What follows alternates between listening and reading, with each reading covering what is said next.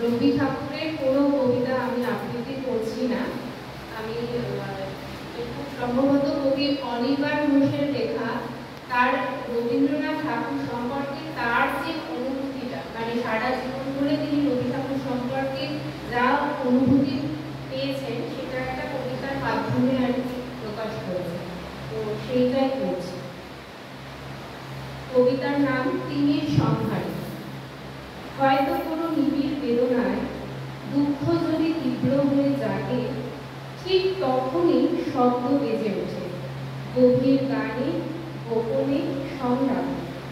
যেমন করি কোমল তরুলতা বৃক্ষে দেহ জড়িয়ে নিয়ে বাঁচে, আমরা জানি আমরা কত ধনী, আমাদের যে রবীন্দ্রনাথ আছেন।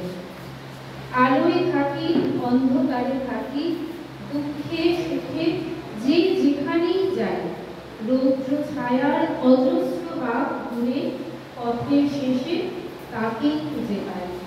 জীবন জুড়ে হাজার আঁকি বুকি, সবাই তবু প্রণত তার কাছে। আমরা জানি আর কিছু না থাক, আমাদের যে রবীন্দ্রনাথ আছেন। মাথার উপর কোথায় এমন রবি, এমন কিরণ তিমির সংহারী, যার যা খুশি বলুক কি যায় আসে। আমরা বলবো আমরা অহংকারী, রবির প্রভা থাকবে চিরকাল, আমরা জেগে থাকবো তারই আছে। আমরা জানি আমরা বিত্তশালী, আমাদের যে রবীন্দ্রনাথ আছেন।